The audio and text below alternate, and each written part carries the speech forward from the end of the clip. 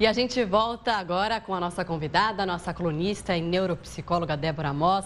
Débora, muito boa tarde para você. Boa tarde. Boa tarde, Débora. Débora, acho que um dos assuntos importantes que a gente vai comentar hoje é a respeito do diálogo entre pais e filhos. Muitas vezes a gente pergunta para a criança, como é que você foi na escola, como foi o seu dia, teve algum momento de alegria, alguma briga, algum momento de angústia? Só que as crianças sempre respondem daquele jeito. Foi tudo bem, mãe, tá legal, né? Então, como travar um diálogo mais profundo? É claro que criança tem mais limitação ali para dialogar, mas como conseguir, sem pressionar, conversar e tentar tirar ali alguns sentimentos e o que está acontecendo na vida do seu filho que não seja dentro de casa? Então, Marcela, assim, tem filhos que são super espontâneos e você pergunta como foi o dia, eles te contam com todos os detalhes, coisas boas, coisas difíceis que passaram naquele momento. Outros não, são monossilábicos, né? Foi tudo bem, legal, né? Não quero falar sobre chato, e isso vai até a adolescência. Uma vez perguntei para o meu filho como foi o dia dele, ele disse ordinário.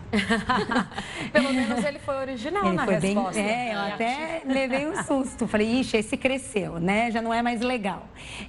Então, assim, primeiro, quando as crianças são pequenas, a linguagem, às vezes, a gente fala como foi o seu dia, são muitas horas o dia para a criança na escola, né? Uhum. Então, às vezes, fica muito ampla e dá preguiça, assim, de discorrer tantos pontos e às vezes até pela organização mesmo do raciocínio da criança.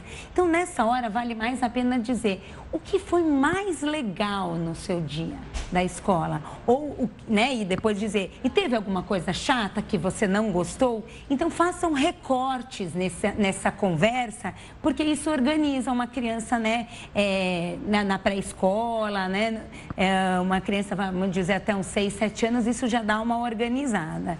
Então, ir desmembrando, né, essa conversa, e muitas vezes eles contam uma situação, a gente leva um susto, né, às vezes alguma fala meio esquisita, mas discorram dessa fala, não ficam presos só naquela fala solta, né? Ontem mesmo no carro a minha filha disse assim, tem 5 anos, estou me sentindo um peixe fora d'água. Eu virei assim no farol e disse, mas como assim, minha filha?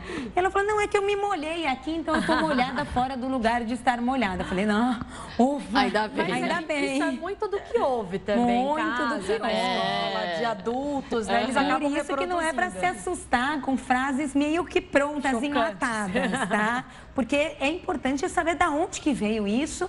Então, sempre façam perguntas, né? Sempre devolvam para a criança se aquela coisa te chamou a atenção. Agora, qual que ali? É uma linha muito tênue, né? Para você não pressionar o seu filho. Ou mesmo não se assustar, que nem você falou, né? Às vezes a criança conta uma história e aí eu, por exemplo, já vivi essa situação. Minha filha me contou uma história, eu fiquei um pouco assustada, mas eu não queria demonstrar para ela que eu estava assustada para não inibir e, quem sabe, ela não me contar mais nada.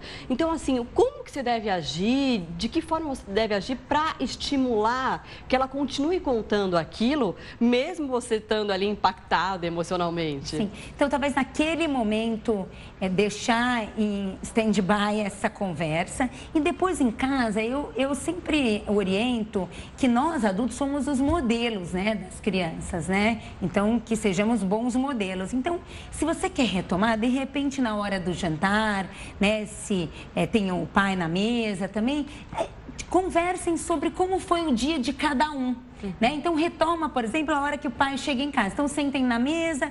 Como é que foi, fulano, o seu dia? Conta aqui pra gente. E aí, talvez ela retome, né, essa conversa, já que o pai também não estava nesse momento que vocês trataram desse assunto. E isso volte, né? E você já teve tempo de elaborar, de pensar e de como retomar aquele assunto que ela trouxe em outro momento. Uhum. Sempre trazer isso, né?